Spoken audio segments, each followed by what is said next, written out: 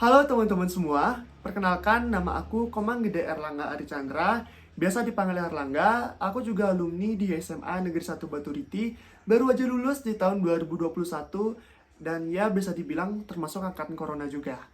Nah, sebelum aku bercerita mengenai perjalananku di masa SMA, kita kenal dulu nih SMA Negeri 1 Baturiti dari perspektifku tersendiri.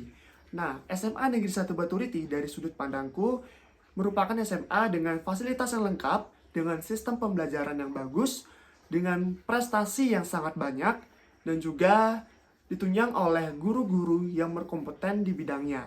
Selain itu, di SMA Negeri 1 Baturiti juga terdapat banyak ekskul yang bisa kalian pilih dan pastinya sesuai dengan minat dan bakat kalian tersendiri. Sehingga bakat dan minat kalian bisa terus berkembang dan nantinya bisa menjadi sebuah prestasi membanggakan semerti. Nah, mungkin itu tadi mengenai perspektifku mengenai SMA Negeri 1 Baturiti. Dan sekarang kita cerita dikit mengenai pengalamanku di SMA Negeri 1 Baturiti. Kita bahas dari awal aku sekolah di SMA Negeri 1 Baturiti. Pertama kali aku sekolah di SMA Negeri 1 Baturiti itu pada tahun 2018 akhir.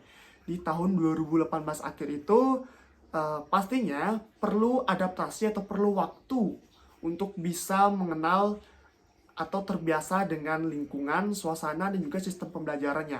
Karena kalau kita lihat, dari SMP ke SMA itu sistem pembelajarannya sangat jauh sehingga perlu adaptasi yang lebih untuk bisa terbiasa dengan sistem pembelajarannya. Nah, dari segi aku, benar sih, kalau kalian yang punya ekspektasi bahwa masa SMA itulah masa-masa yang sangat menyenangkan gitu. Benar banget, karena dari segi aku tersendiri pun setuju dengan ekspektasi kalian. Dan yap, yang paling menyenangkan itu adalah teman-temannya. Dimana menurut aku teman-temannya bukan hanya sekedar teman, tapi juga termasuk support system dan juga keluarga untuk diri aku sendiri. Karena teman-temannya sampai saat ini pun masih care, masih saling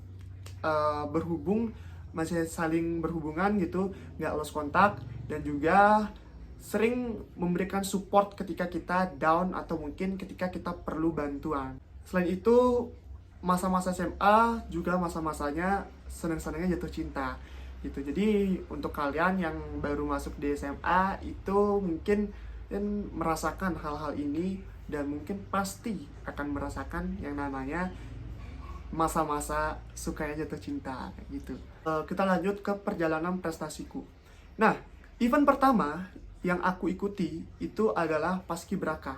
Pada saat itu, Semerti ditunjuk atau mendapatkan giliran untuk menjadi pasukan Paskibraka pada upacara bendera 17 Agustus di lapangan Baturiti. Dan pada saat itu, aku terpilih menjadi pasukan 8.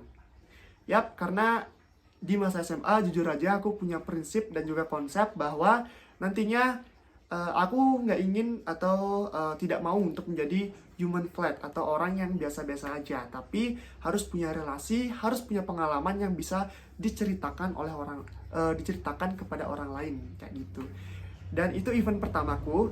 Selain itu aku juga ikut organisasi karena sesuai dengan konsepku mencari relasi dan pengalaman. Organisasi pertama yang aku ikuti di SMA yaitu OSIS dan juga Inti DA. OSIS dan Inti DA menurut aku untuk kalian yang pecinta organisasi atau mungkin yang sedang haus-hausnya mencari pengalaman itu wajib untuk kalian coba. Karena OSIS dan Inti DA memberikan pengalaman yang luar biasa hebatnya, mulai dari petualangan di alam, mulai dari pemikiran kritis dan juga kepanitiaan-kepanitiaan. Nah, pada tahun 2019 perlombaan pertama yang aku ikuti itu namanya KPB, Kemah Pelestari Budaya. Pada saat itu, aku bersama 3 orang teman lainnya, ada Marta, Gek Tresna, dan Kak Fitri, mewakili SMA Negeri 1 Baturiti dalam event Kemah Pelestari Budaya. Dan di Kemah Pelestari Budaya, kita mendapat banyak pelajaran, mulai dari kedisiplinan, mulai dari bagaimana cara kita menghargai spiritualitas itu sendiri, karena ya kita tahu Bali mayoritasnya adalah agama Hindu. Dan juga kita juga belajar mengenai bagaimana cara kita berpikir kritis terhadap sebuah permasalahan. Dan pada saat itu kita berhasil meraih juara 3 tim terbaik dan juga juara 2 lomba karya tulis ilmiah pada ajang Kemah Pelestari Budaya tingkat Kabupaten Tabanan. Dan saat itu adalah piala pertamaku di masa SMA dan juga teman-temanku. Masih di tahun 2019, aku mencoba keluar dari zona nyaman.